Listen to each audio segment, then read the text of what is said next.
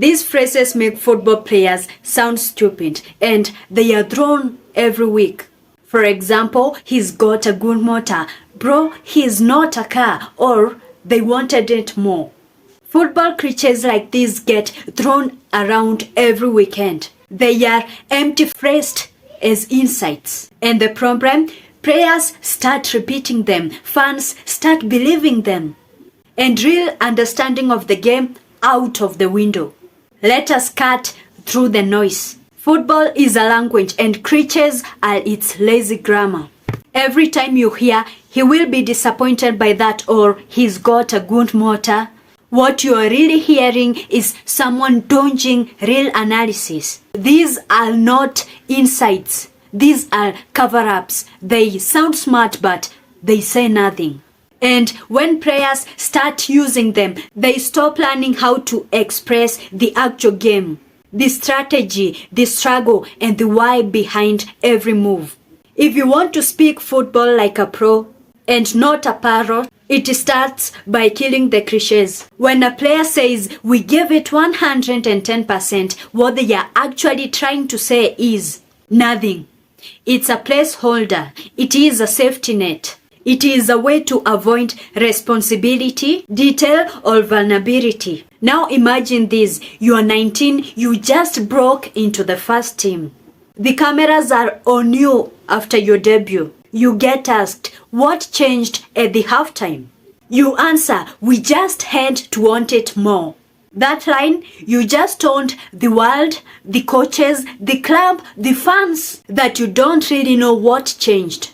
Or worse, that you can't explain it.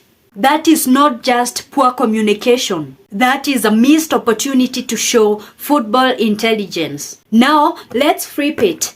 Imagine you said, we adjusted our playing style to cut off the six. That gave us more control, and when we started winning the second balls, the game shifted.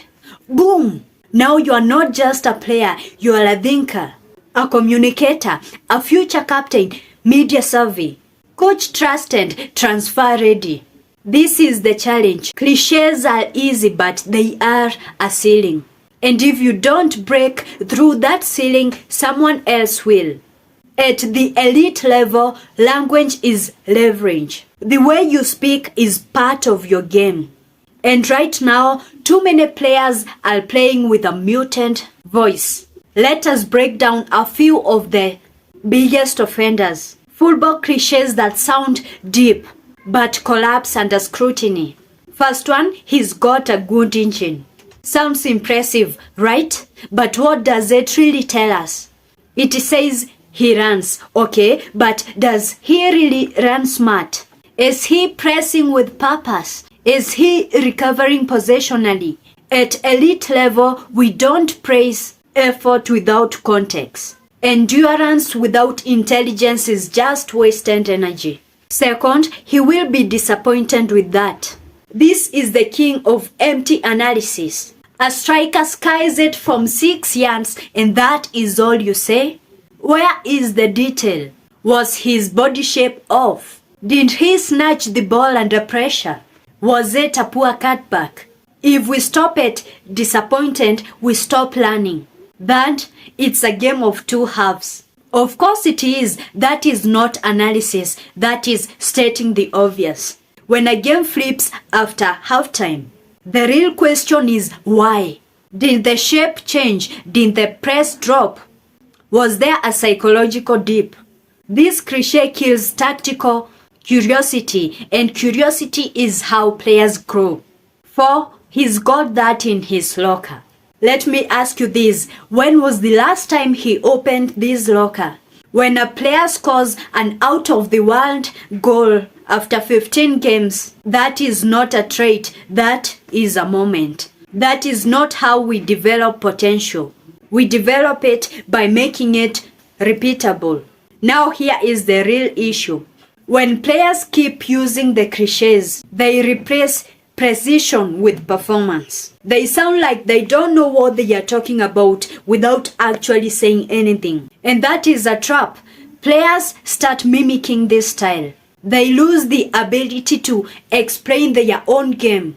They stop noticing patterns. They stop asking questions. And eventually, they stop improving. In football, if you can't explain it, you can't develop it. Now, if there is one football cliche that really breaks my brain and heart, is this: they wanted it more. This one gets thrown off after every comeback. Also, after every underdog wins or after every gritty performance. But let's be honest, do you think professional footballers walk onto the pitch without wanting it more? Are you telling me that one team forgot to care? Let me give you an example. In the 2022 Champions League final, Real Madrid had 3 shots and Liverpool 24 shots. And the narrative after that, Real Madrid wanted it more. No. What Madrid was able to do was manage the space, defend their box ruthlessly, and capitalize on the one big moment. That is structure. That is experience. That is execution, not wanting. Wanting it more is a lazy excuse when we don't know what happened. It oversimplifies a complex sport into raw emotion, and that is dangerous. Because when young players hear that, they think football is just about desire. They run harder, they shout louder, but still they lose. Why? Because they didn't adjust their positioning. They didn't read the second phase. They didn't see the trap in the midfield. Effort matters, but football is not about who wants it more. It is won by who understands it best. So what have we seen? He's got a good engine, ignores intelligence. He will be disappointed with that, dodges real feedback. It's a game of two halves, kills insight. He wanted it more or they wanted it more, replaces structure with fairy tales. In a sport that demands clarity, decision making and leadership, your words matter.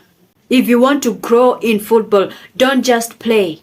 Speak smart, because the next time the camera is in your face, you can either repeat what everyone else says or show the world how deeply you see the game.